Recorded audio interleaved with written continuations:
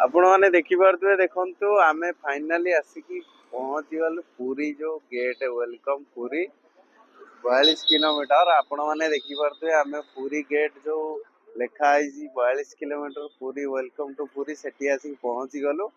एठू से करू पुरी पूरा स्टार्ट वीडियो आपण मैंने देखुवे धन्यवाद। आपण मैंने देखु आम वीडियो रे एटी फोटो उठा चलती फोटो उठा सरला पर पुणी स्टार्ट करबा हमर बाइक वाला जर्नी देखि परथुवे